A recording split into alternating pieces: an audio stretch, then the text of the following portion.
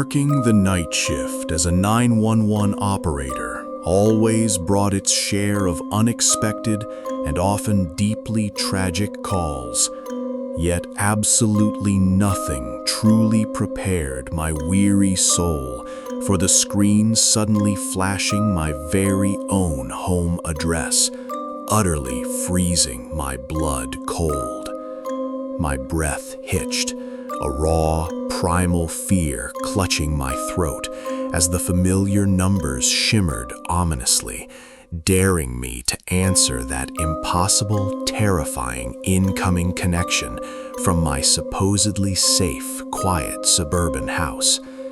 I instinctively hesitated, my trained professionalism warring fiercely with the sheer, overwhelming, gut-wrenching dread consuming me, wondering who could possibly be calling for help from inside my locked front door.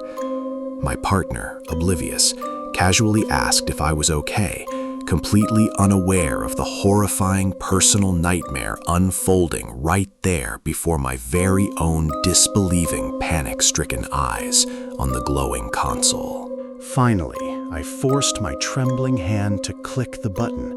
A shaky, "911, what's your emergency?" barely escaping my lips, dreading the answer that would surely confirm my worst, most terrifying suspicions.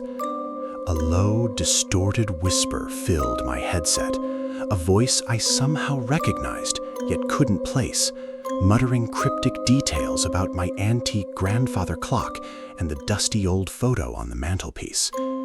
"She's asleep now, but she shouldn't be alone," the voice rasped, the words sending a fresh wave of icy terror through my veins. Realizing this person wasn't just at my house, but inside it. My mind raced, frantically trying to process the impossible situation, knowing my cat, Midnight, was my only companion there, and certainly incapable of making any distressed 911 telephone calls. I tried to trace the call, my fingers flying across the keyboard, but the system glitched, displaying only static for location data, a chilling, deliberate obfuscation, making my heart pound mercilessly. "I know your shift ends soon, Emma," the voice chuckled softly, a sound that curdled my blood, confirming they weren't just observing my house, but my entire personal daily routine too. Panic flared hotter, an intense, suffocating wave, as I barked questions into the microphone, demanding to know who was speaking and what they wanted, my voice barely steady despite the rising fear. The line went silent, a heavy, oppressive quiet descending, far more terrifying than any scream could have been, leaving only the sound of my own ragged, desperate breathing filling the void. Suddenly, a faint click echoed, unmistakable, the sound of my front door's deadbolt disengaging, audible even through the cheap headset, a horrifying confirmation that my sanctuary was now irrevocably compromised. I immediately dispatched officers to my address, heart hammering against my ribs, convinced I was sending them into a situation far more sinister and personal than any routine home invasion. Arriving home hours later, the police found nothing amiss. No forced entry, no signs of disturbance. Only an unsettling chill permeating the air and an inexplicable faint scent of old perfume. To this day, the caller's true identity remains unknown, but every creak in my house, every shadow, whispers, "Emma," in that same chilling, distorted voice, reminding me I'm never truly alone.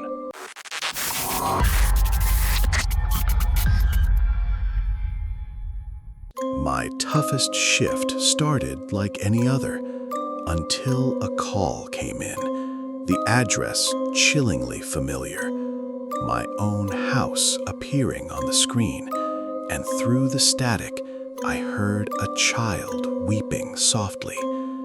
My blood ran cold, fear paralyzing me as I registered the sound, a faint, heartbreaking sob that could only belong to a small, vulnerable child, trapped somewhere within my supposedly empty home. I lived alone with no children, so the impossible reality of that tiny, distressed voice on the line shattered my composure, transforming routine duty into an unspeakable personal horror story. "Hello? Is anyone there?" I whispered urgently into the mic, my voice trembling with a mixture of professional duty and raw, unadulterated terror, praying for a logical explanation, however unlikely. The crying intensified slightly, a little girl's voice, small and thin, barely audible above the distorted line noise, clearly saying, "Mommy, he's here again," before a faint thud echoed through. "Who's there? Who are you talking about?" I demanded, my heart hammering against my ribs, dispatching officers to my location immediately, praying they would reach my house before anything truly horrific transpired. My colleagues glanced over, noticing my sudden pallor and frantic dispatch, whispering concern, but I couldn't explain the private terror unfolding, the child's pleas ringing in my ears.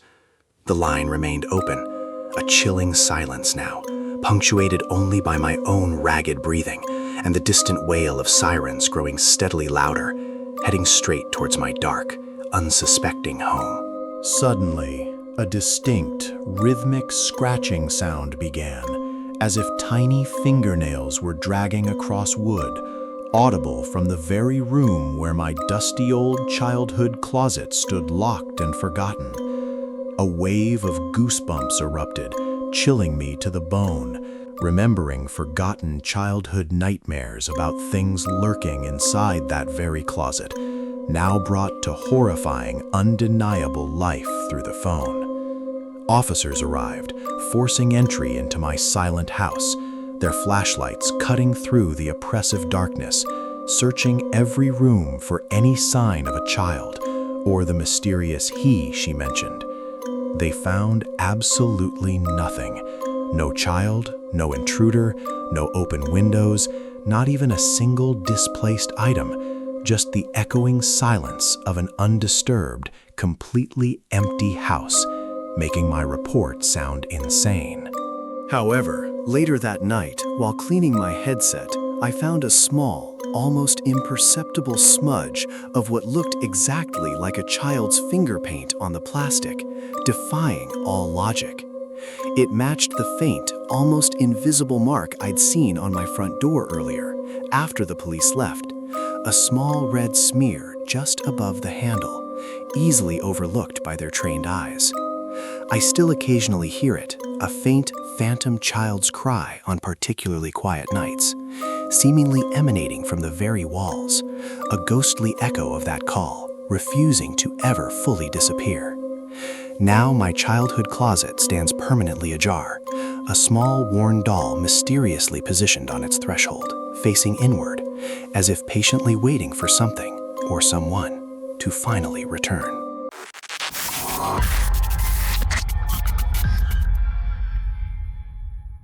The screen flickered, displaying my home address, a pit forming in my stomach as I braced myself. But this time, the call wasn't a desperate plea. It was an unnerving, profound silence. An open line, dead air. Yet the system confirmed an active call from my residential landline, a chilling, inexplicable connection that pulsed with an unseen, unsettling presence from within my own walls. My colleagues continued taking their own calls, their voices a distant hum as I sat frozen, headset clamped tight, straining to hear anything, absolutely anything, from my supposedly vacant house. I knew my pets were at a friend's house, my doors locked, my alarms set, making this silent connection from my home an utterly impossible, profoundly disturbing violation of my personal space. Suddenly, a faint, almost imperceptible creak echoed through the line, undeniably the sound of my living room floorboards, chilling me to the bone, as if someone was deliberately pacing inside. I tried speaking. "Hello? Is anyone there?" My voice a hoarse whisper, the words swallowed by the oppressive silence, which somehow felt heavier, more menacing after that unsettling sound. Then, a soft, deliberate exhalation right into the receiver sent a shiver down my spine, a breath that felt too close, too personal, a terrifying confirmation of an unknown presence. I dispatched police to my address, heart pounding a frantic rhythm, describing the eerie silence and the disturbing sounds, feeling a cold dread that went beyond any rational fear of a simple intruder.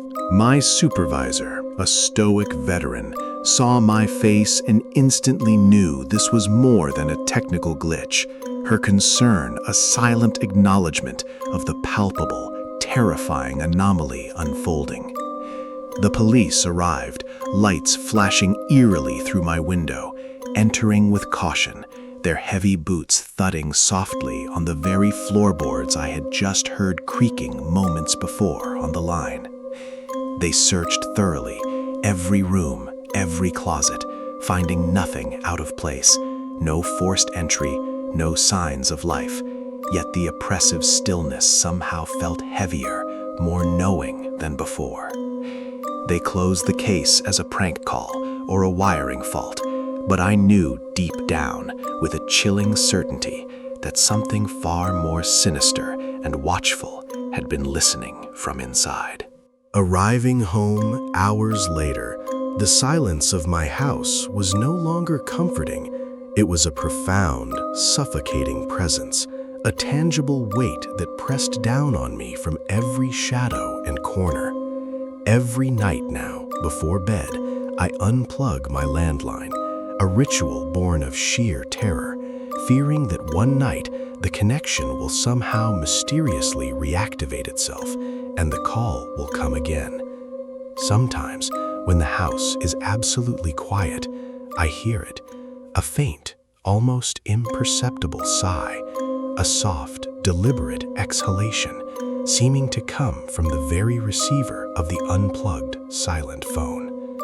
It waits, silently, watching, listening, and I know with chilling certainty that whatever called me that night from my own home, it has never truly left, forever lurking in the oppressive darkness.